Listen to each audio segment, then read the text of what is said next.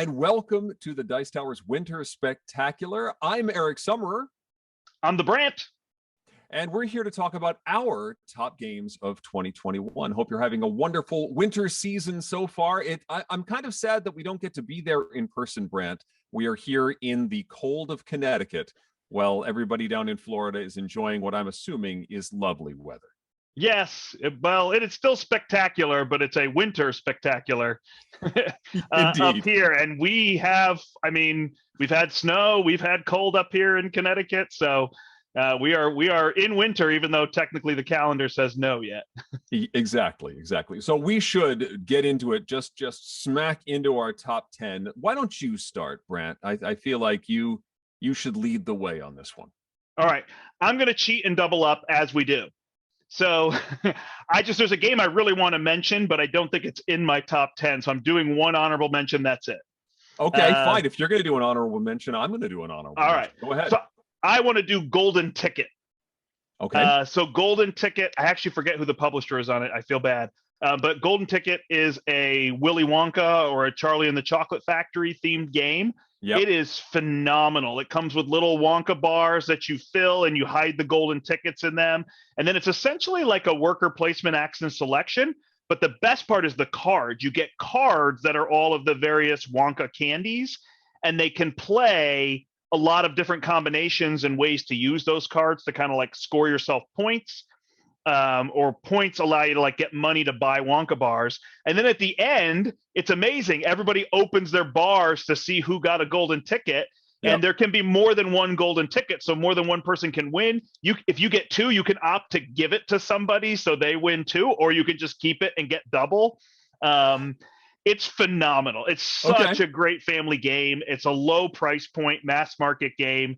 And it just didn't quite make it in my top 10. I feel like I didn't play it enough to kind of warrant putting it in there, but a great, great game. Golden Ticket.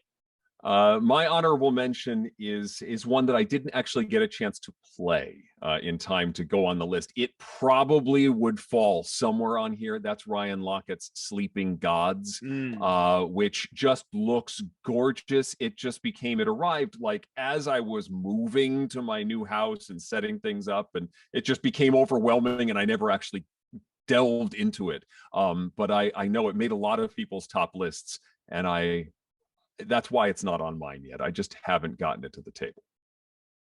All right. Well, my number 10, no cheating now, is Cascadia by AEG. And this is a game we actually played together. Yeah. We might be saying that for several games on our list because we got to play a lot more together this year. Yeah. But yeah, Cascadia is a tile placement drafting game. You get tiles, you build out a whole, there's like 5 various terrains and you're building them out. And then you're collecting wooden tokens with animals on them and placing them on various spaces. And the beauty of the game is the tokens don't have to go on the tile you selected. And you always have like 3 spaces open. So it's just got great decision space. And then each of the different animals scores in a different way. And there's a variety of ways they can score each game. So it's just that simple mechanisms, good interaction, good competition with a varied way of scoring that just kind of, makes each game feel different, even though you're kind of doing the same thing. So that's Cascadia from AEG, my number 10. An excellent game. I did not put it on my list. It just barely missed it. I think probably in the early teens, so 11 or 12 for me, but an excellent choice. My number 10 is a new variant on the How to Host a Murder style of game. It's called Crimes and Capers, Lady Leona's Last Wishes. This comes with suggestions on hosting a social event, dressing up in costumes. You can have up to 6 players playing different roles. They're written wonderfully. You're reading diary entries to discover where Lady Leona hid her fortune, who deserves it, all of this stuff. It's cooperative-ish. And it's just a blast to put together. But I highly recommend, don't just throw this out at a convention or something, or play it thinking you have an hour to kill. You want to make this an event and actually plan, invite people, have them dressed with the pocket squares and everything for Crimes and Capers, Lady Leona's Last Wishes. My number 10. Oh, that sounds great. I can't wait to do that. We've done many murder mysteries. In fact, I'm in my attic here as my recording studio, and we did it as a speakeasy one time for a murder mystery, Nice. which was amazing. People had to knock the secret knock to get in and everything. So it's right Yeah, up my alley being an actor cool. to do these. So that sounds Oh, you would exciting. absolutely love the improv and the character voices, and it's a blast. Nice. Awesome. Can't wait to check it out. All right. My number 9 is So Clover, which is definitely been one of my favorite party games of this year. In fact, my favorite party game of this year, I would say. So Clover, obviously a play on So Clever. You've got a 4-leaf clover, and you're taking clues, and you're trying to, or keywords, I guess, and you're trying to create a clue to link those two. So it's very much like a cooperative version of code names. You're trying to figure out how to link these words. I guess there are cooperative versions of code names as well. Yes. But everybody, it's kind of got two phases where everybody's going to kind of create their clues, and then you mix everything up and you actually add a 5th card to the 4 cards you have, which is a very clever mechanism just to throw people off a little bit. And then you work cooperatively to try to reconstruct what everybody had. And there's just a lot of fun and a lot of like variant ways to play. It's that classic game where you don't really play the rules and the scoring. You're just playing to have fun. Yeah, it's been great to bring out it with gamers, with family, all those kind of things. So that's So Clover, which is Repost Productions, which is Asmodee. So Clover's okay. My number 9 is Vagrant Song. This is one I got to play at the Dice Tower Retreat. It's a brand new let's see, how do I even describe it? It's sort of an old-timey animation style cooperative game. You play a vagrant, one of various tropes. You could be the banjo playing guy or a girl with a dog, and you are on a ghost train that is traveling to unknown destinations, and it's scenario based, cooperative, and you are sort of helping these mysterious spirits recover their humanity. The style is real strong here. This has lovely little vignettes that you read when you first get started, and it's got that real, it's a strange day as you ride the rails, and this hobo vagrant style to it. Yeah, and even the token bag that you're pulling these tokens out of is like a gingham sack, as if it's your rucksack. Just lovely, delicious theme. It's just dripping with it. And while I only got to play a little bit of this one, I think I'm going to seek out more of Vagrant Song, my number 9. Awesome. My number 8 is from Level 99 Games, and this is Bullet. Bullet Star, and then I actually got a chance to play Bullet Orange, which is the sequel. And this is an anime puzzle game. So it kind of plays like an arcade puzzle game, somewhat like pieces falling from the sky, and those are your bullets. You're kind of pulling pieces out of a bag, and they have colors on them and numbers, and you're trying to create patterns. Each heroine that you can play, it's all female characters. Each one has a different power and ability and different patterns that you're trying to make in order to clear the bullets out. If the bullets fall too far, they go to the bottom and you take a hit. And when you have so many hits, you're out of the game. And as you clear bullets in the competitive game, you pass them to the player on your left. And so then they have to deal with those bullets plus whatever's there each round, and it kind of increases the number of bullets. So you're trying to kind of overwhelm the person next to you for that. But there is also a cooperative game, which is also solo, and you can flip any of the characters over, and there is a boss character that you have to fight, and now you play in a fully cooperative version. And I think what makes me enjoy this game so much is that I like all of the ways you can play. The competitive is fun. You can actually play the competitive in real time, or you can play it with a timer, or you can just play in real time. It's your choice. So you can put a timer on it or not. It works. You can play it cooperatively. It works great. It feels different from the competitive, and you can play solo. And that is hard to pull off and make me happy. I usually don't like a lot of games that try to do all the things, and this one does it very well. So that is Bullet from Level 99 Games. My Very number 8. cool. Yeah, I really would like to try this one. I love Puzzle Strike, which has the same sort of thematic approach, and would like to try Bullet. I just have never had a chance to play it yet.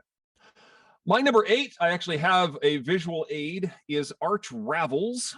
This is the knitting themed game. Very simple family weight drafting game where you're getting resources to fulfill projects and complete orders. The style of this is really nice. Production is really nice. It's got some cute projects that have some pop culture references, and oh, nice. This is actually the pattern that comes in the box. That a knitting. Sorry to interrupt you, but my wife made this pattern for the game, so I was like, oh, I got to dig that out. Arch Ravels I got specifically because my wife is a knitter and she loves the yarn arts, and she loved it, enjoyed the game, did very well at the game, although she complained that thematically in the real game you're supposed to get rid of your stash of yarn. She says that's not how that works for knitting. Yeah, you should be collecting as much yarn as possible, and that was her strategy, and she destroyed me. So Arch Ravels, my number 8. Nice. My number 7 actually has 2 versions. There's Imperium Classics and Imperium, oh my gosh, I forgot the name of the other one. But there's 2 versions. It's from Osprey Games. And Imperium is a pretty in-depth strategy card game. So you get a civilization and you are trying to build up that civilization from a barbarian nation to a civilized nation, and all sorts of ways to score points. And there's ways you can kind of collect cards for points, or you can kind of speed through your civilization to end the game, or that some of them even have goals and objectives, and they play in lots of different ways. I actually enjoy this game best as a solo game, and I'm not as much of a solo gamer. The multiplayer game is neat, but it's kind of like one of those engine builders where somebody ends the game and you're like, I didn't quite get to do what I wanted to do. So in the solo mode, you get to kind of play yours out.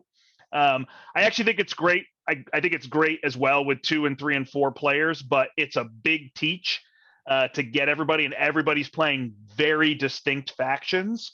So I feel like you're smartest to play it solo or 2-player your first time. But it's a great game. Imperium Classics by Osprey Publishing. My number 7 is the Transformers deck building game. This is a new addition to the year's list of games. This one is both competitive and cooperative. I far prefer the cooperative game.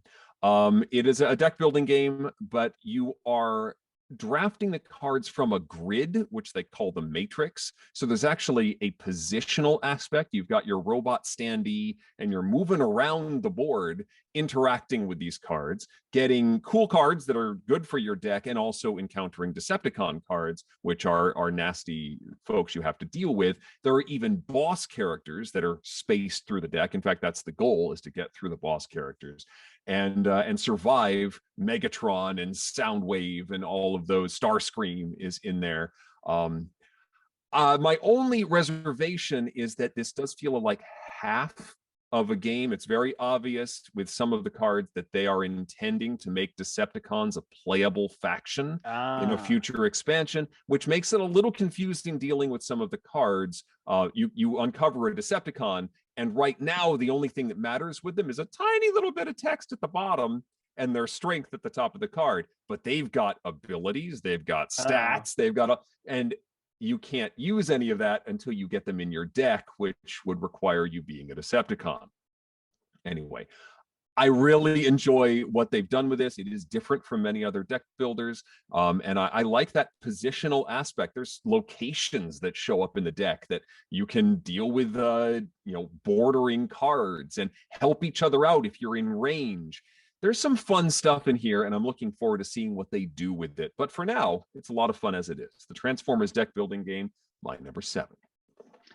I'm down. Transformers is my childhood. I'm ready to play that game. So maybe next time we get together, I'll bring this along. I'm pretty excited for that one, for sure.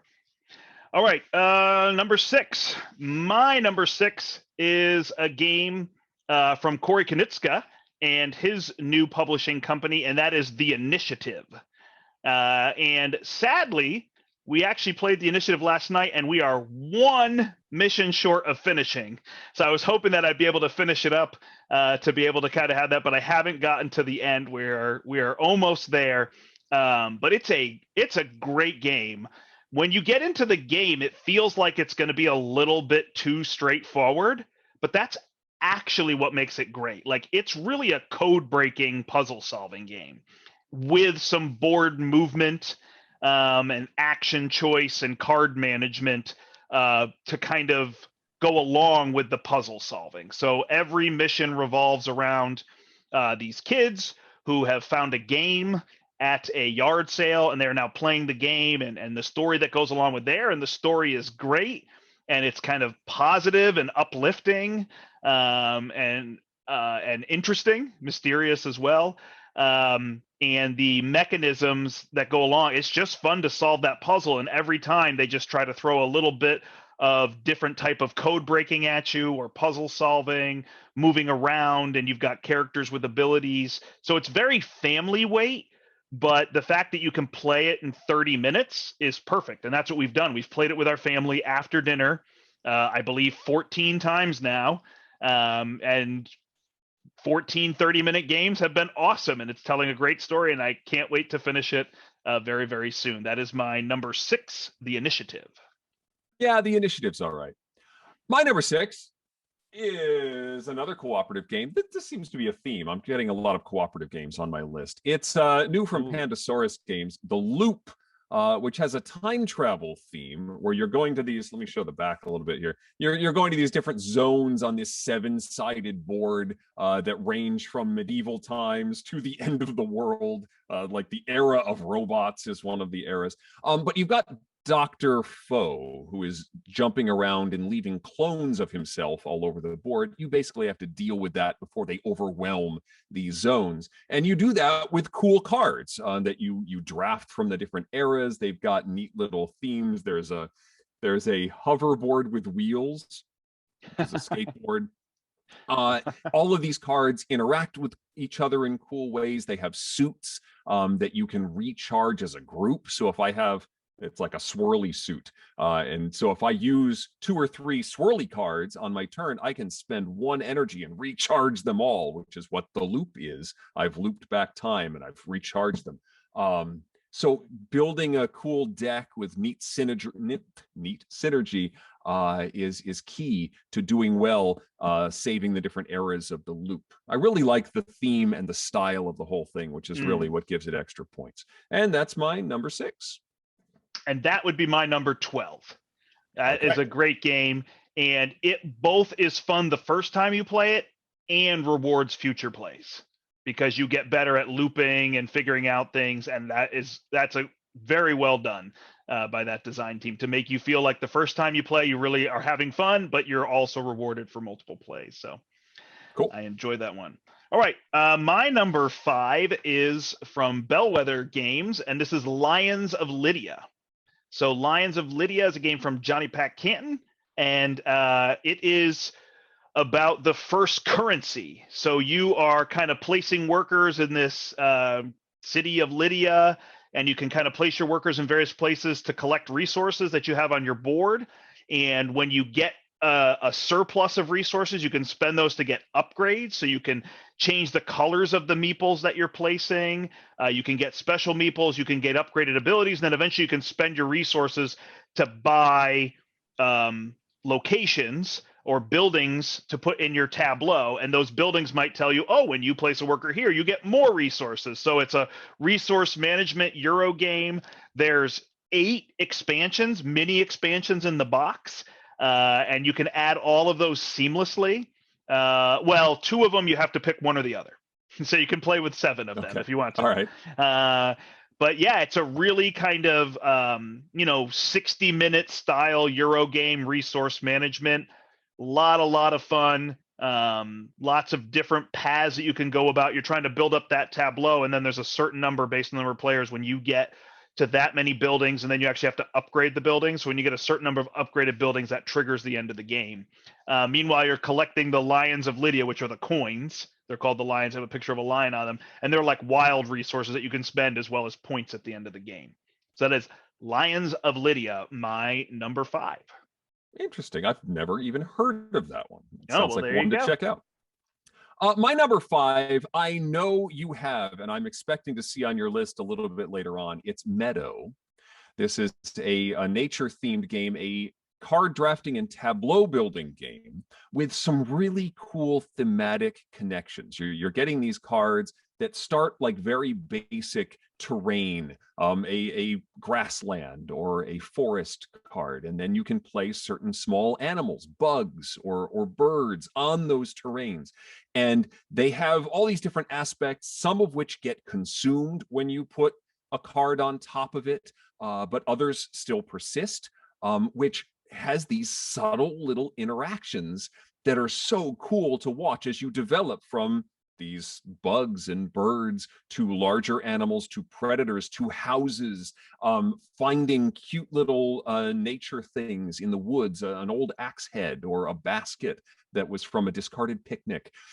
All of this in the service of earning points and creating this lovely little vignette in front of you as you expand nature in Meadow, my number 5. Nice. Meadow's all right. My number 4 is one of the most maligned games of 2021, I would say, and I played it, and I think it's phenomenal. And this is Descent, Legends in the Dark. I hope I have the secondary title correct. This is the new version Giant Cube. This is the Giant Cube from Fantasy Flight Games. The artwork has been criticized. The app usage has been criticized. The price point has been criticized. And yes, all of those things are reasons that if any of those don't interest you, then I can understand if you would be out. But I will tell you, what a great game. We have had so much fun playing this game. I've been playing it some missions solo, some my wife will jump in with me, other people, because you can play at any player count, any mission.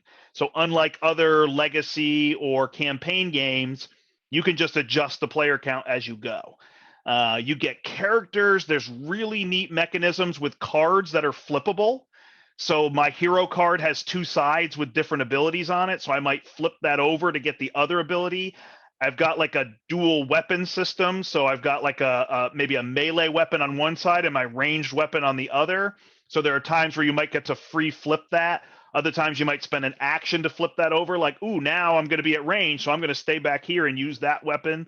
The dice rolling system is handled by the app. Yes, you're on the app a lot, but the app is like handling all that calculation for you. And I'm a math teacher, and I'm still happy to let it just kind of figure out, hey, I had this many successes. You're still making plenty of choices. It's not like you're just clicking things on the app and it's telling you what to do. The app lays out all this beautiful 3D terrain that you can build. That's actually another spot. If you don't want to build your terrain every time, kind of a la, oh gosh, what's that old Hasbro game that I also can't remember with the interlocking hexes? Hero Quest? No, Hero Escape. Yeah. You build your terrain every time as you're playing, so that's definitely a slowdown. Of course, if you've got 3-4 people around the table, they're helping you. But the story just gets better and better. The characters are very interesting. They did not go with kind of standard characters and standard stories. And the more I play it, the more I like the game. I am pretty far through. I haven't finished it, but I don't think I have maybe more than 3 or 4 quests left would be my guess. So I'm pretty far in, 10 or so quests, missions. Great game. And it's also Act 1. So that is important to know that it will come to a, TV show season style conclusion, not a finish, is where that's going. But I have thoroughly enjoyed this game beyond all the criticisms of it. I think it's wonderful. Descent, Legends in the Dark from Fantasy Flight Games. Interesting. I have not played Descent since first edition of Descent, so I'm a little behind on that curve, but sounds like a lot of fun. Yeah. My number 4 is the new version of Terraforming Mars. This is the Ares Expedition, which is ostensibly just a card game. It's a little streamlined. There is a small board, but it's less about board position as it is about building your tableau this time. It just sort of gets into the meat of things a little faster. It also has an action selection mechanism that's similar to games like Race for the Galaxy or Puerto Rico, where you can choose one of the actions, the playing of certain cards or drawing cards or running your empire production, which means everybody's going to get to do that, but you also get a bonus for having chosen that particular action, and also trying to figure out what your opponents are going to be wanting to do. So, if I know you're going to produce, Brandt, maybe I don't choose production and I choose to do something else, knowing that I will be getting to produce, even if I don't get the bonus. I think it's a lot of fun. I have the deluxe version with the cool 2-layer boards, which is, I think, a nice production choice. It makes it very easy to see what you're doing and what your production is, and not lose your cubes when you jostle them on the table, which is nice to see. For Terraforming Mars Ares Expedition, the new card game version of the Big Brother game. My number 4. Nice. I need to pick that up. I need to get that game. My wife doesn't play space games, so it kind of pushes that one aside for the time being, but it is a fun game. All right, my number 3 is a game that you told me about, Eric, and it was higher up on your list. This is Meadow from Rebel Studios. And yeah, Meadow is just gorgeous.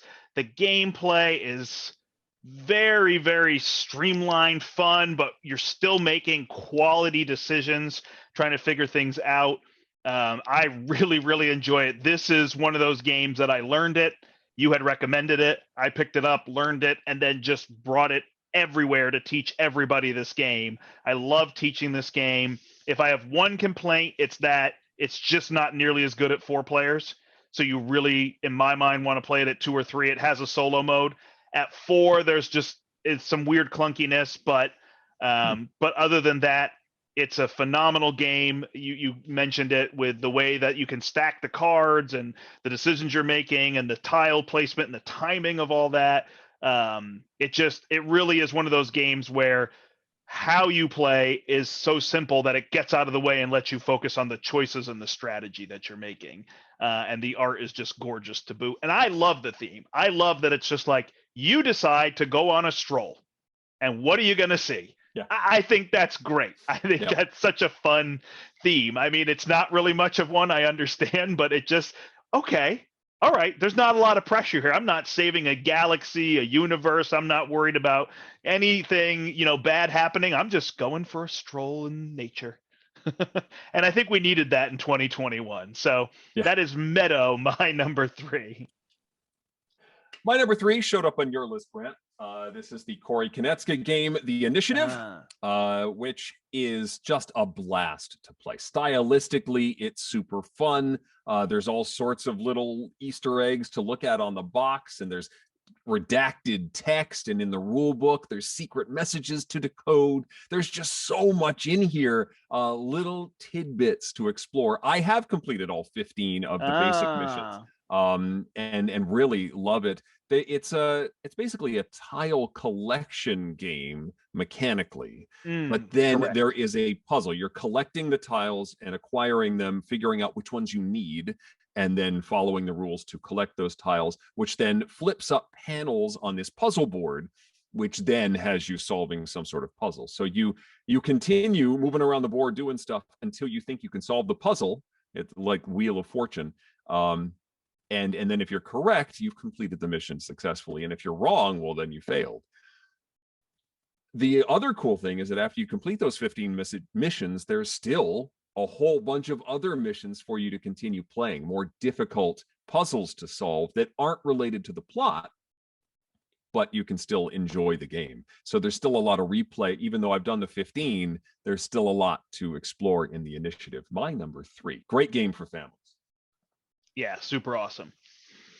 All right, my number 2 is my big, heavy Euro of the year. And I love heavy Euros. I love heavy strategy games. There's definitely like a time and a place for them. But, when you get to just sit down and just everybody's on board, okay, we're just pouring all our thought into this. and strategizing. Even though it's quiet, that's a very fun experience. And this is Anno 1800 from Cosmo. So the theme here is that you are trying to make your workers happy. And if you can make all of your workers happy, that will trigger the end game. And then everyone will add up their points, and the workers are worth points. So you have a player board, and you have a whole spread of different production goods that you can get: coal and iron and wheat and pigs and all sorts of stuff. And then you've got workers of various types, farmers and construction workers and, higher level workers, and investors are eventually the highest kind of level, I suppose. And you've got a hand, and each card in your hand represents one of those workers that you have.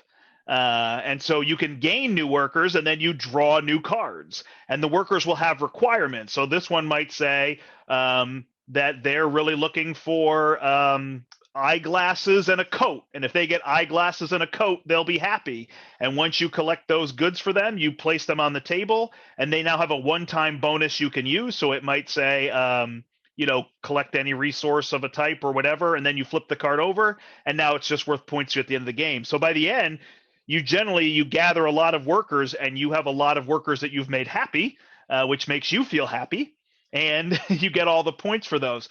But what's really neat in the game is that a lot of the items are limited. So say in a 4-player game, only 2 people are going to be able to produce glasses. And so if my workers want glasses, and Eric and Tom both are producing glasses, well, then I've got to use some of my trade tokens to barter for your glasses for that turn. And you get compensation of a gold, and you can spend gold to kind of reset the workers. Because once all your workers are out on the board, you kind of take one of those reset the workers faces that a lot of games have had recently. But with the gold, you can kind of jump the gun and reset those workers so that you can use them again. There's various other things. You can go explore the new world. You can explore your own territory to add upgrades and abilities in more spaces. You can get boats and trade ships and warships.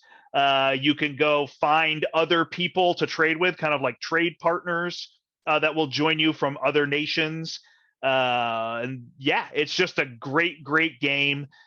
Very interesting, trying to decide, am I going for a lot of points and a lot of score, or am I going to be the person who kind of speeds through my cards to end the game, get the bonus, and hope the other players haven't kind of got their engine up and running? But that is Anno 1800 from Cosmo. And Martin Wallace. My number 2 is also my heavy Euro of the year. So Clover. No, it's not. So Clover was on your list as well, Brandt. It's a lovely little party game, cooperative word game, with these neat clover-shaped boards where you're matching up words and trying to get clues that are going to get your team to match up that particular set of cards. I played this with my family over the Thanksgiving holiday, and the first round they just did not grasp what we were trying to do. I almost said, all right, let's just try putting out clues. And we'll see how it all works in a second. Just make the clues at first. And they didn't quite know what they were doing. And I put mine out, and they're like, oh, that's what we were supposed to be doing. Okay. And then the second round, it all clicked, and we were making fantastic clues and syncing and getting everybody's board correct on the first try. It is so much fun when you get that aha moment of somebody's clue and match them all together and make it work. It is a blast. And another one of these nice hits from Repos that works so well in large groups of people. This one, I think, is going to be the party game hit of the year, and my number 2, So Clover. Yeah, it's a great game. All right, my number 1, we come to the end of the list, and my number 1 is going to be completely left field for people. And this is not just a choice to be eclectic. This game is phenomenal. It barely has any ratings on BGG. Okay. This is the My Hero Academia CCG from Jasco Games. So Jasco Games has picked up the Universus card game system, which has been going for a long time. they kind of revamped it. And with My Hero Academia, which is an anime, I don't typically watch anime. I have gone to watch this show because of the game, and I enjoy it. And it's a CCG, so I know for many people, especially in the board game hobby, it's like, I already have all these games. How am I supposed to collect the CCG? Yeah. But this is a great game. They've kind of revamped it for this set. It's kind of like this is a new entry point, even though all the sets are backwards compatible. They've got Street Fighter and Mortal Kombat and other animes, Cowboy Bebop, that you can put in there. But this set is a standalone set that you can reset. They've redone the graphic design. And what's awesome when you play and collect the cards is the common cards are very good. So yes, you want rares and ultra rares and secret rares and all that kind of chase, but you can play this game with the common cards. So you can really go out and get a starter set or any of those things, and it's just a blast. It is nothing like Magic the Gathering. It's more of a duel, like a fighting game, like Street Fighter or Mortal Kombat, any of those. You play a best of 3 round typically, and it's very fast. Like you're just trying to get the health pool down of the other person, and you're stringing together a series of attacks while they're trying to string together a series of blocks, building some foundation cards with abilities. It's got a pretty good learning curve. It's not a simple, straightforward game. It would be tricky to play with kids, but they could get it down, especially if they were into that theme. But I love it. I love being back into CCGs. That was something that 2020 really got me to do. Was I was really playing with less people, and we were playing a bunch of old CCGs, and we knew this game was coming out, and I've just been having so much fun playing it. I enjoy it.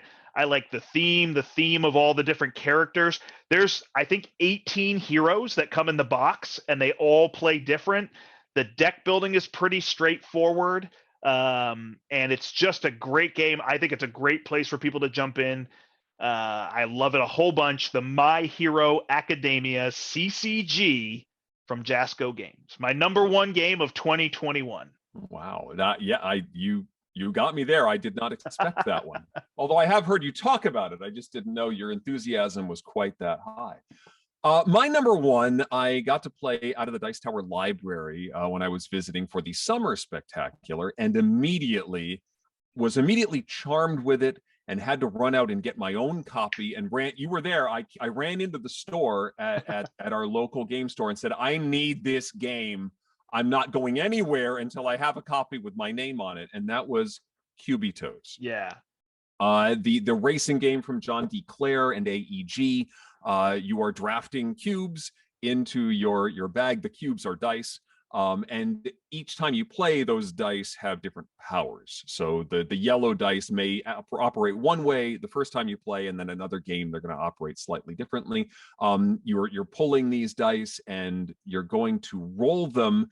And as long as you keep rolling symbols on your dice, you're good. But if you keep deciding to roll, and at some point you don't roll any symbols on the dice, and some of these dice only have 1 or 2 symbols on them, you've busted. So there's this push your luck aspect to this race game as you're moving your piece around the board. There's rewards. I love risk versus reward in a race game, as you can deviate from your path and pick up some really lucrative rewards, but you've just deviated from the path, and somebody can zoom around you and take the more optimal route around the board. So when do you focus on speed, and when do you focus on those rewards and continuing to build your bag full of dice? I love it. I think it works really well for families. I had to run out and get it immediately. And for me, while this isn't the most complex game of the year, it's the one that is landed most solidly for me for 2021. That is Cubitos from AEG and John D. Clare. That's a great choice. That's just fun in a box right there. That's what that game is. It really is. Yes. Love it. Yes, that's indeed. A great choice. Well, that is our top 10 of 2021. Brandt, you've given me ones that I need to check out. Perhaps I'm going to have to bug you next time I see you to play some of these. But that's what it's all about. Hearing about these top 10 lists is hearing about stuff that you need to check out in 2022 to play those games that you didn't get a chance to play in 2021. Absolutely. Yeah. I love listening to the top games, because if somebody says they really enjoyed a game, I want to play it. That's my mentality. Excellent. Well, that's going to wrap it up. Thank you, everyone, for watching the Dice Towers Winter Spectacular. Until next time, I'm Eric Summerer. I'm the Brandt. And you've been watching the Dice Tower. Bye. Bye.